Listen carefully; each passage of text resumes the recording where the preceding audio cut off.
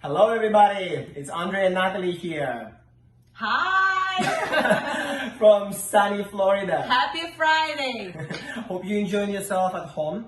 Hope you're having a wonderful glass of wine, coffee or tea, whatever you're into, on your couch. Unfortunately, I had to get up and actually shave. And it's all for you, it's all for you. I'm gonna give myself away.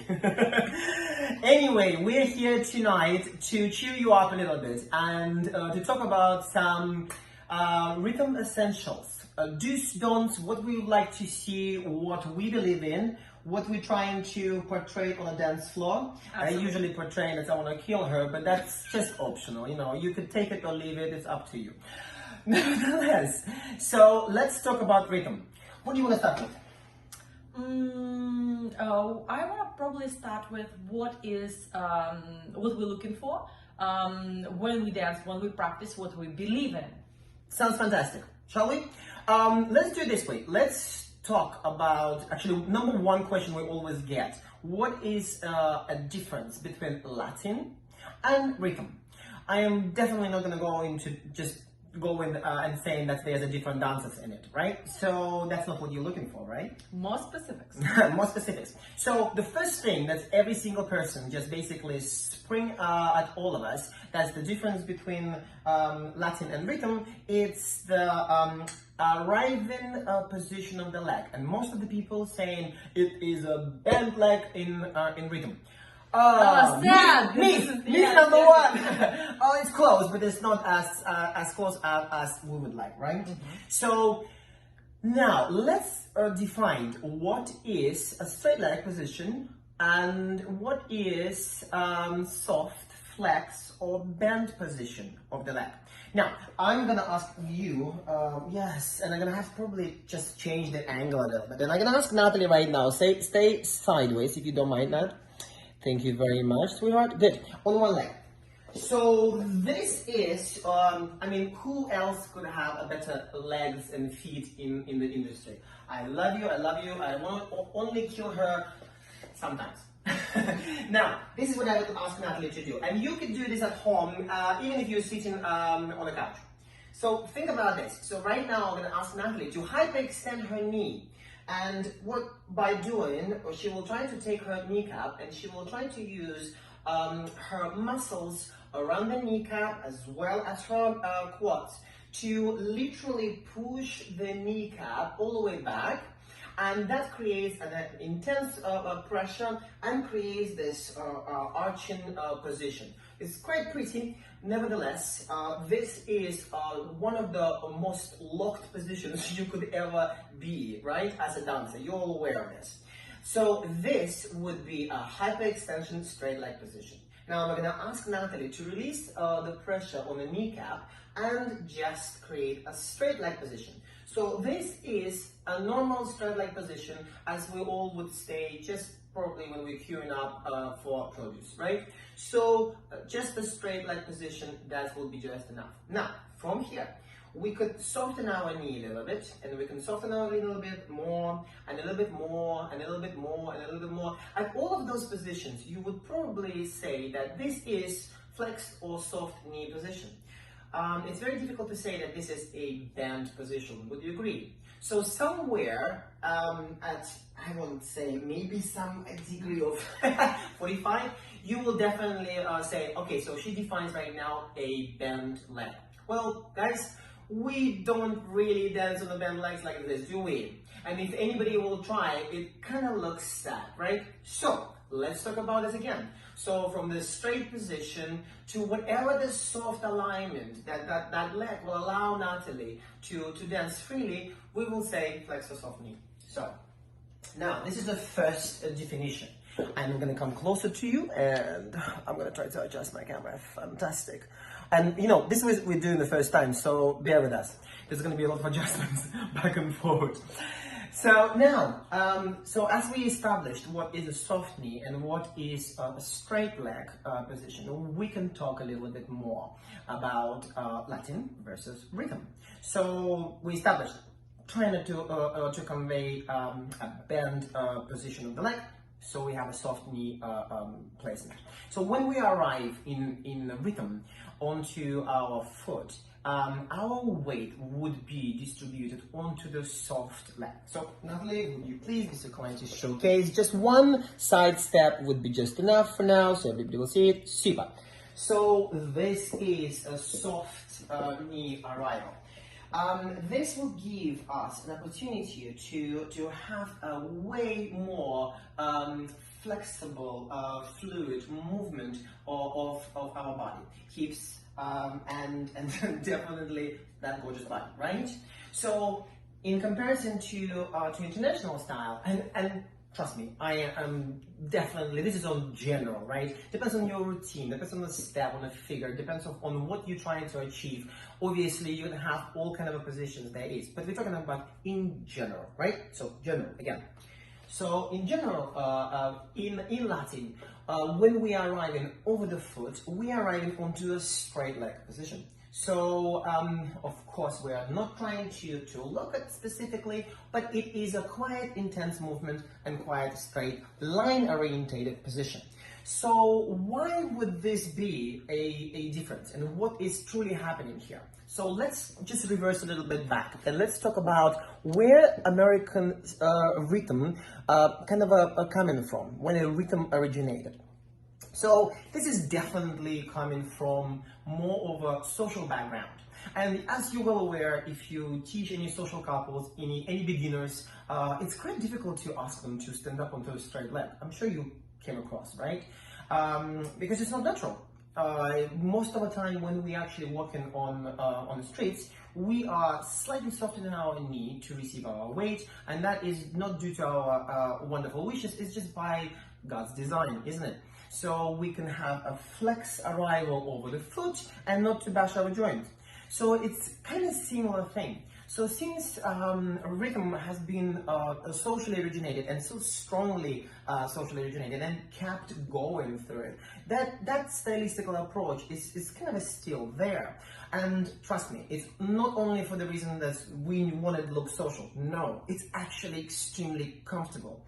Because if you do have a soft knee position, we're going to step back a little bit, then the soft knee alignment gives us an opportunity to have a more flexible movement, right?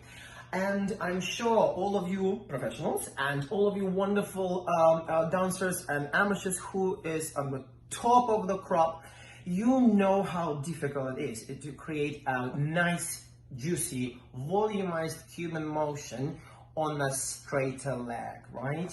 Because you need to, years over years, develop flexibility in your hip flexors, in the ligaments around your body to be able to release, right? Plus, another thing as well, when you are right on a straight leg, as we're well aware, that creates a lot of tensity throughout the body, right? And a lot of support of the muscles for a joint, right? So when that support comes in, it becomes quite tight. So you have to be able to immediately release that tightness to allow for your fluidity and a release of a movement, right? So that's why quite often when we dance Latin, when we arrive onto a straight leg, it is more of a masculine movement that actually fires the Cuban motion versus a natural release, which is quite difficult. I mean, we're all trying to stand up onto a straight leg and naturally release it, but it is difficult. So, good thing to practice, right?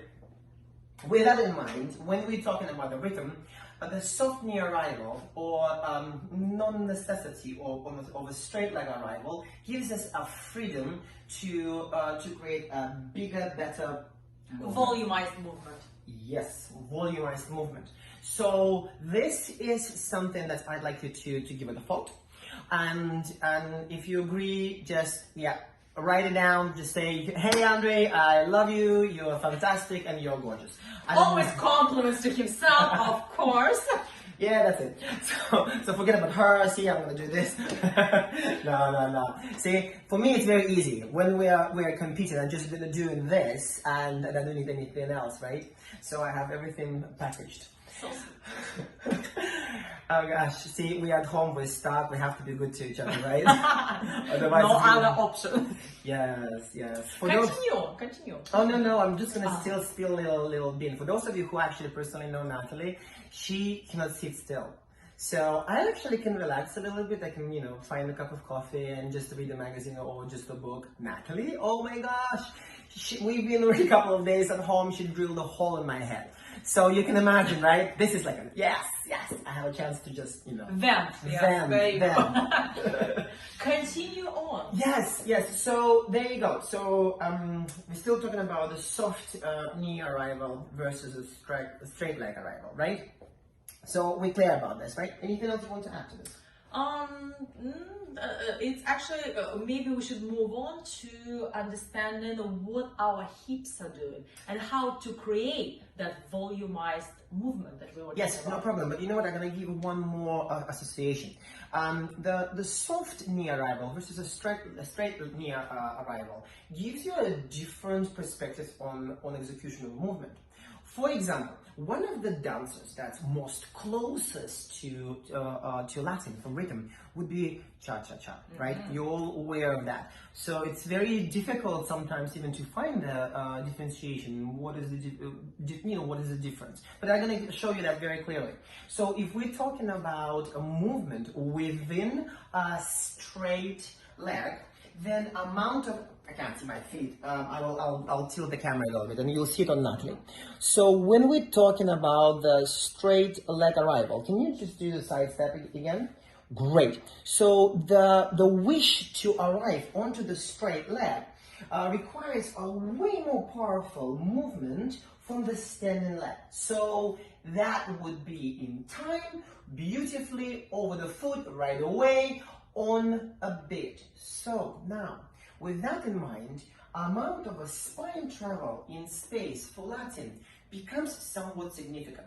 We're all trying to minimize it because we don't want to spread ourselves too much on the dance floor. Sometimes people will suggest, make a smaller step, and that will make it more easier and faster to transfer your body weight over the foot. Nevertheless, it is a fact that your weight goes way faster over the foot, right? So with the same concept of a rhythm, when we transfer our weight onto a softer knee, the requirements for such an aggressive movement of your spine from one foot to another somewhat disappears. And since it gives a bigger volume in our body, so a rotational activity on the standing foot is almost dominates and looks so much better in a way. Well, for us, for this particular moment. So let's do two different versions. I will try right now to dance Latin, basic of a cha-cha, right? So we'll do side step breaks back and forth. And Natalie will try to do the same thing in rhythm. So let's try it. Let's keep it very compact. I So know. camera, so in you the can frame. see it too, Exactly. right? Let's try it again. So we're gonna do it. And 1, 2, 3, 4, and 1, 2, 3, 4, and 1. As you can see at this particular moment, my spine travels in space way more significantly than Natalie's. So her action, since she's arrived onto the soft leg, becomes more rotational, and mine becomes a travel as a first priority, and the second is rotation. So my rotation kind of lacks a little bit, even though, look, we have danced Latin for all our life, right? Before we switched 6 years ago. 6 years ago? I never remember. Onto rhythm and loving it ever since. So for us, it's quite interesting to see how we had to change our approach to a movement and where it was so much more of a freedom to just dance, right? Absolutely. Yeah, you know what? I just mentioned something and I just remembered. For those of you who know us, well, great. So, hi. Back to a club. For those of you who don't, you want to say anything about Just a couple of titles and a couple of things. I can't. You're bragging now. This is horrible. So we dance Latin for many years. We are current world and United States professional American rhythm champions. We are 2 times a Latin show dance champions. World show dance champions. Yes, world show dance champions, and 5 times Canadian Latin professional champions. Latin champions. Yes, Latin champions. US That's finalists for many years in Latin, and so on and so forth. That's enough. Bragging is finished. And let's see. Next. So, yes, we're gonna go back to what I was trying to say is a lot of people know us, especially in Europe, in Asia. Hi guys, love you. You all know us as a Latin dancers predominantly.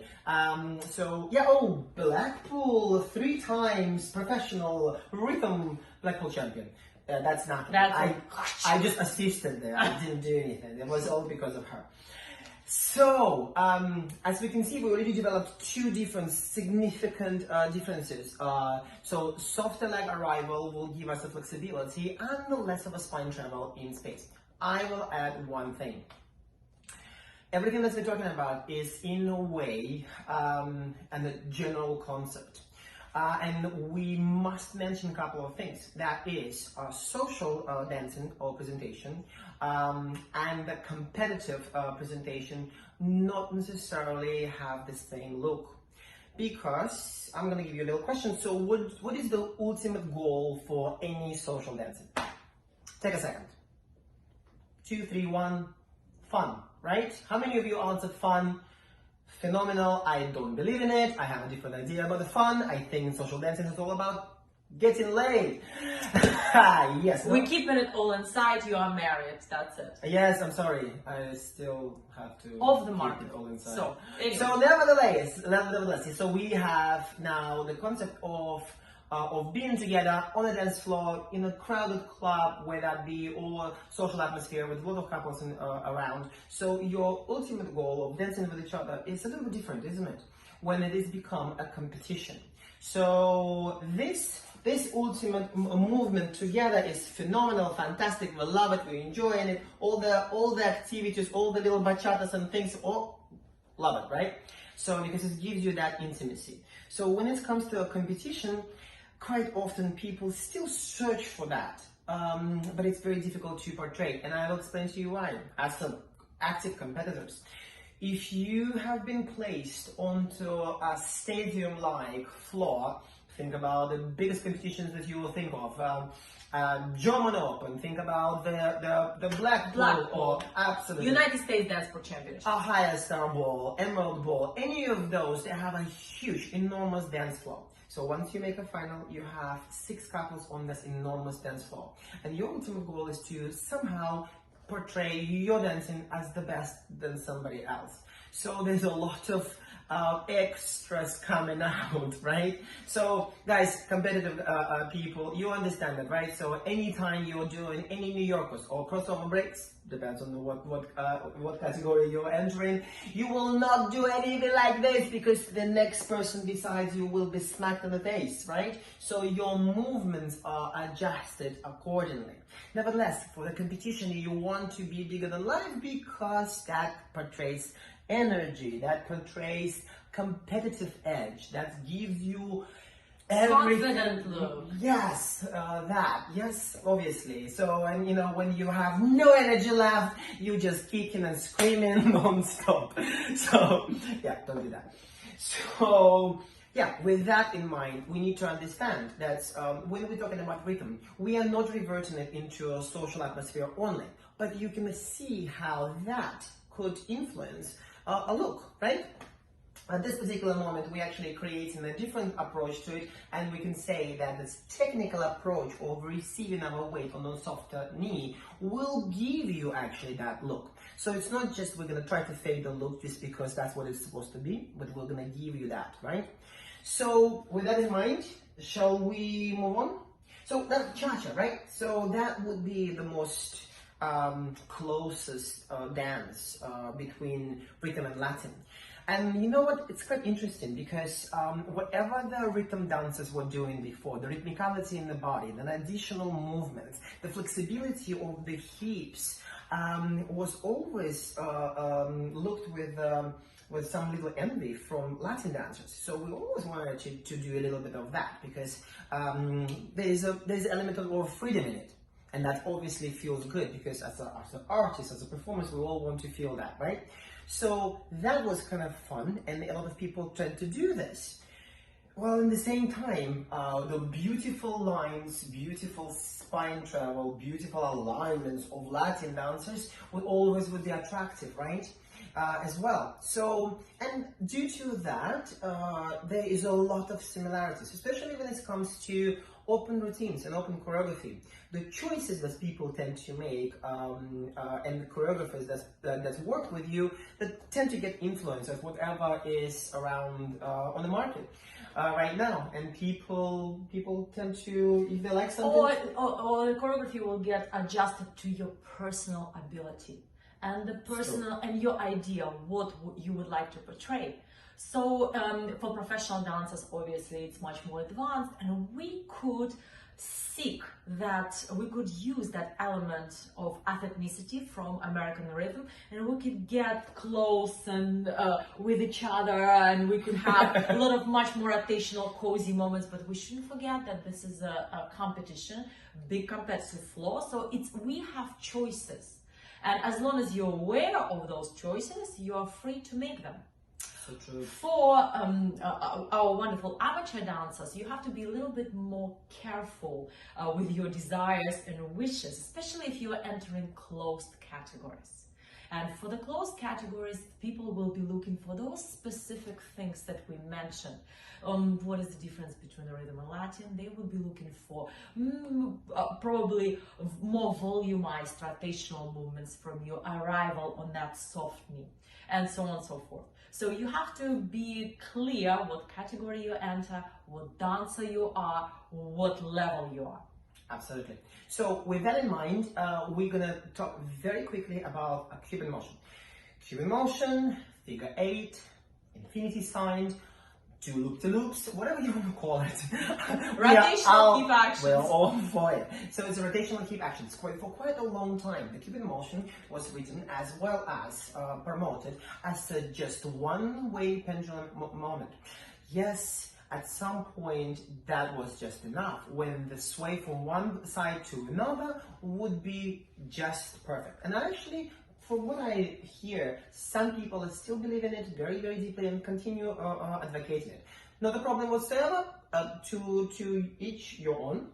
Nevertheless, any time that we have a movement that starts with a rotational activity, and that rotational activity will be within your own personal spine as well, it creates a more volume, more 3D picture. So it becomes more interesting and get to be followed more widely.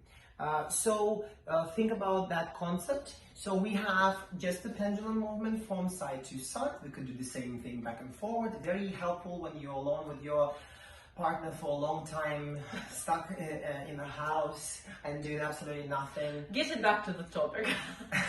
Yes, so that's not the topic that I was, yeah. Hey, coming back. So this is, we can't synchronize ourselves now, right? This thing is not. What is this thing called? Is that the one? You've lost me there. That's not the Cuban motion, yes, no. Exactly, no Cuban motion there. So now, let's go very quickly into it. So just a little hints for you how to achieve it. So side to side, very good. Now back and forward, so we can have ability to move our hips, so we know that we could do that. Now on the same platter, just a lateral movement from side to side. Good. So I will stop one of those movements, just being on the same platter. So now from here I will use the same pendulum activity and send in my right hip, for you it's the left side, and I'm gonna do that into my left side. So now directional movement would be here, forward and diagonal.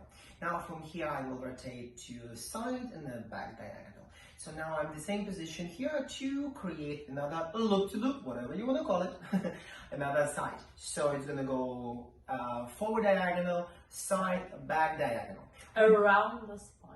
Ah, yes, absolutely. So we're not making it in the space, even though it looks this way, we're actually doing it around our own spine. Super. Now, from here, nevertheless, by the way, we do have a shared weight at this particular moment, and we don't transfer it from side to side. Just keep it shared. And the soft legs right now are going to give you a better fluidity. You will find it. Try to do this at home right now if you can get up from the couch. If you don't want to, just do it in the couch. It'll be weird. People will be calling you. Nevertheless, let's practice it together. Let's practice it together. So on the softer knee, we will definitely have more of a fluid movement. On the straighter leg, well, we trained ourselves for a long time, so we could do either or. But you still can probably see that there's a difference between one and another, yeah? So now, that will give us a one type of a thing. I would add a couple of things as well. So, you know what? So that's the one parallel. How about this? As we send in our hip forward diagonal, we're going to use our obliques, and we will create a more of a 3D, more up and around movement as well. So that will give you an opportunity to create a more volumized look, and within the space of the spine, it's going to be more of a 3D look. Now, from here, sending it forward using our obliques, as we rotate, we will catch it with the lateral muscle of the back, will give us a more of a straight alignment and more of a powerful presentation, right? And obviously, for those who are aware, now at this particular moment, we're gonna rise up a little bit, and we're gonna see that we have a leading sides changing, isn't it? So the same thing would be on the upper body.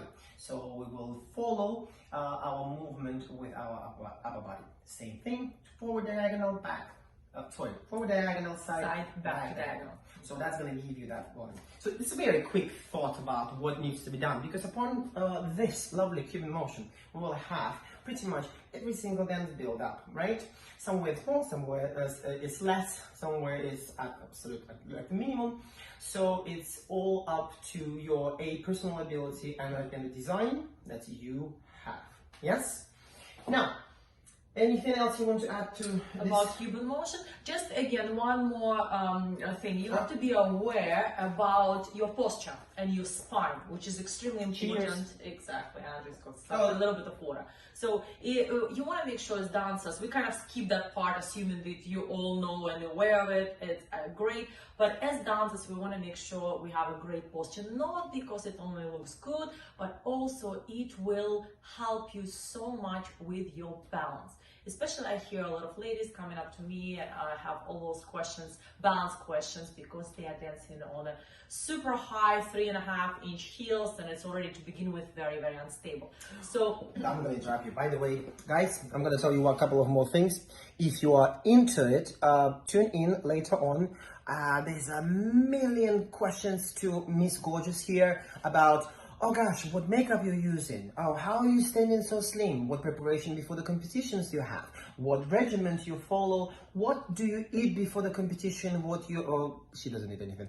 I'm joking. And what kind of exercises is she trying to follow? So if you do have those questions, I actually made a bet with Natalie that she will try to do this and answer all of them. Yeah, let's see if she's gonna follow up with that. Cheers. So coming back to a fantastic posture, so it doesn't matter, ladies especially, they come up to me and they asking what could we do to improve the posture, and it's gonna help you. Guys doesn't come to her, see, yeah, that's the thing. it's true. So what can we do to improve the posture? And actually it's extremely would be helpful to your balance. So everything that we are talking about with Andre here, how to shift the body weight and about the Cuban motion, everything is going to be done around your spine. What does that mean, around the spine? So during that time, we want to make sure that you're going to be as vertical as you possibly can. And how can you practice and check this? So we want to create a resistance in our body. And resistance, meaning something is going to be stretching up and some things are going to create their position and will be going down. You really, truly try at home right now, make yourself 10 inches taller, stretch yourself all the way up, while the rest of the body, shoulders, hips, everything will go down towards the floor. So you create an extreme opposition, or you will experience extreme stiffness. which is okay for now, but now you discovered your center. What is your, where your spine is, so to speak. And we could so trick you as well into so many different things. Yes, Think yes. about this. Put one hand at the back of your head, yes. another one onto your lower abdominal wall, push both ways, and that's going to extend your spine, and you're going to feel that, oh yeah, that's what it is. It's a feeling that you get. Don't right? forget to breathe. That's not a good idea, to hold your breath. But think about Breathing is not optional. think about that resistance of that opposition. This is actually will keep you grounded.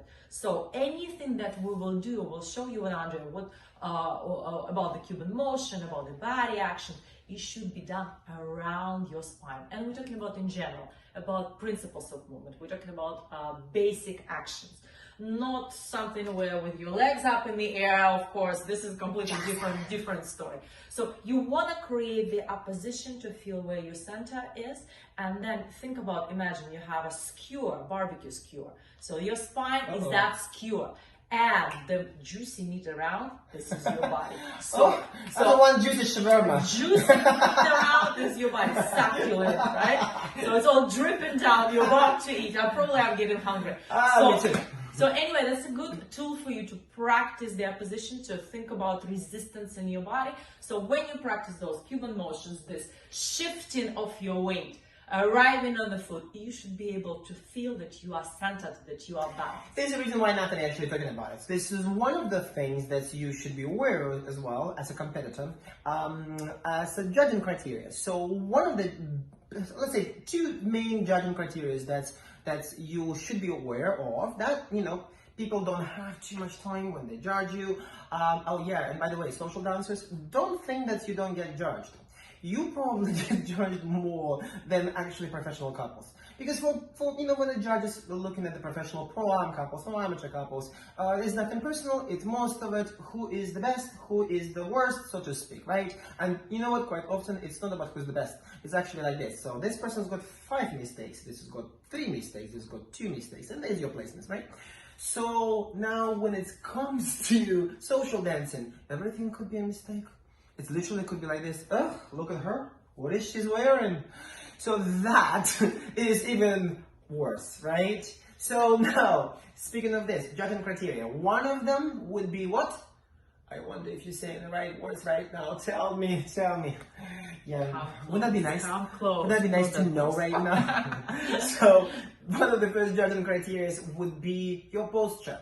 So if you're walking onto the floor, oh, by the way, whether you're walking or even if you're off the floor, we can still see you, because during the competition, people judge you. At that moment, they look, they compare. Once that list been passed, they have time to look at you, and then suddenly you're walking off the floor and dying and start arguing, or there's a going, losing your beautiful shape. Yes, no, please carry yourself through, no matter what, walk away far, and then die over there. So with that in mind, let's talk about a couple of things. So posture, so if you're standing like this, that might be a problem for a lot of people, because you need to show a very nice posture of your spine. You're aware that you can hold yourself beautifully, that you're aware of your partner, or you're aware of your frame. So yes, we're aware of that. Now, next thing would be musicality. So if you have most gorgeous posture there is, but you out of time, you out of luck. So, and vice versa. If you are ever so rhythmical, but you are all over the place crooked, that would be a problem as well, right? Great, now they're looking. So, speaking of which, you know what's funny? For us, for both of us, one of the most important things when we look at the dances, it's actually self-awareness and coordination. This is so important. We have so many dancers who've been trained fantastically, and they have an incredible discipline to learn their routine to the T, to follow every single step, to follow every single finger placement, and that hides their natural ability or lack of. So it's quite difficult. So when, you know what, if you want to see how people truly dance, see that when they dance with their students and lead and follow, or if they do anything to do with the basic activities. Ooh, you will be entertained. Nevertheless, let's talk about what we coming back to what we believe. Yes, so yes, we need coordinated body. So and that coordinated body, obviously, Everything starting from the feet, from the floor, feet, legs, inner thighs, awareness of your body, of your core, awareness of your sternum, awareness of your back, and an ability to manipulate that in space and time. It's quite important, right? So now, gosh, how many things we already went through? A lot, isn't it? So shall we just come back to an essence and maybe that rhythm and Latin kind of comparison? Some of the things we shouldn't even probably touch because, let's say, a pasadoble had no existence in rhythm, so we don't even compare. Oh, yeah, by the way, for my friends from Europe, from Russia, from Asia, we love you, by the way. South America, North America, love you all. But I'm going to tell you a couple of things. Some of you already aware about it, some of you not. A lot of people saying, oh, but rhythm, maybe, I'm a Latin dancer, this is the only thing I'm going to do. I'm going to bring a little conversation about business point of view. Well, Natalie's here. Obviously, she will be able to tell you that most of the events in North America, basically based upon American style, rhythm and smooth. And this is the biggest amount of interest that we actually receive. We have an incredible chains that support. We have Fred's there, Earth and Mary, Dance With Me. We have so many different chains that's there. And if you ask anybody from them, what are the majority of lessons that you actually teach per day, per week, per month, it is on rhythm and smooth. Extremely popular, so the faster you're all gonna get on board, the better it would be for the business all around. It was an absolute pleasure and fun to give lectures in Bad Hausburg, hi Germany. We love you all upon the rhythm and what it represents, and to give lectures in front of the judging commission as well as a competitive commission. So thank you for inviting us, it was an honor. Nevertheless, you were fabulous because you wanted to know more about what this style represents, how it should be judged, how it should be approached, and how fast we should go into it. So our pro-am movement here is incredible and based upon it. So I guess for Americans, we don't need to commercialize it. You know how great it is, right? So with that in mind, anything else you want to add? I think we should move on and maybe let's talk about comparison. Yes, let's talk about comparison and go on let's talk about actual dancing. So actual dances. Really? Anyway, so wait, come back. So we have rumba, right? So rumba looks slightly different than Latin rumba. So why? Because Latin rumba's got the structure of a side step and a break back and forward. Structure for rhythm would be a box structure. The timing is different as well. I'm sure you're aware of that. And we do have two different timings as well available for the basic frame of rumba in rhythm. And both of them allowed, both of them are widely acceptable, and it's up to you, and especially the school you are in. And that's which one you'll take a lead from. So now, with that in mind, I want you to think. Rumba actually probably there's one dance that people talk the most, isn't it? And it's got similar music to it. Rumba Latin is music-wise probably most closest to a bolero, but bolero is such a different dance. So bolero is a super beautiful combination of I guess, or good marriage between a waltz, rumba, and the hint of a tango in some of the positions that we create and some of the basic actions that we go through. So, and it does look different. We have a rise and fall in that beautiful dance. Obviously, there is no such a thing in Latin. It is a beautiful romantic dance. It's got a phenomenal ability to showcase wonderful actions of a body for the rhythm dancers. There is places where this looks utterly standard. Any hole that we have could look phenomenally well in that. And then this is going to be a bolero, believe it or not, and as well as some of the rotational activities when the ladies will go into the break back and create either layout or a beautiful Cuban motion prior to move forward. All of that is up to you, and all of that is available. And of course, we have a superior dance, Mamba. Gosh, what a fun dance it is, and the way we had to approach it, it was so interesting because there's so many feedbacks we can get from the past, from the social, from salsas. Nevertheless, you know what? Anytime we're talking to a real salsetta, so to speak. Oh my, if you ask a Cuban guy how it's supposed to be done, and then you ask a Puerto Rican guy how it's supposed to be done, nice comes out. And it is so fun to see, right? Yes, because there's so many different styles, and they do dance their break on 1 and on 2, some of them on 3 as well. So there's so many different variations. So we had to find what works for us, what could look most competitive for us and most fun as well. And I guess people usually compare that dance to a samba in Latin, which is completely different dance. And then the origin is a little different as well, which is a dance from Brazil, right? And the timing, the main timing that we tend to use in samba, which is a 3/4 beat, is or 3/4 whole, is so different in comparison to mamba, right? So with all that we mentioned right now, I'm going to give you a couple of words to mention what you think that people should do for rhythm. Nevertheless, you know what? You probably can see we have so little time and we wanted to say so many things. It is an incredible style. We are so honored and so happy that we have opportunity to dance and be a representation of this style at this particular moment. So yes, guys, you should try it if you haven't. If you are doing it, go for it full out. Be competitive. Ask all your questions.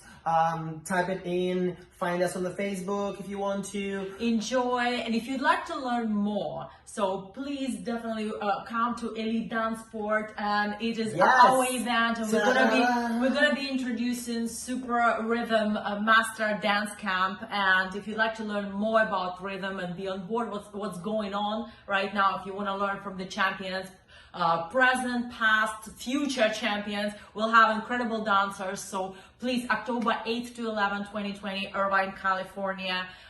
We hope to see you place, there. By the way. We do hope to see you there. And Natalie promised hug everybody. Yes, a personal hug and I'll come for that, right? To everyone. And I just want to say that if you what we believe in, coordinated movement is coordinated movement.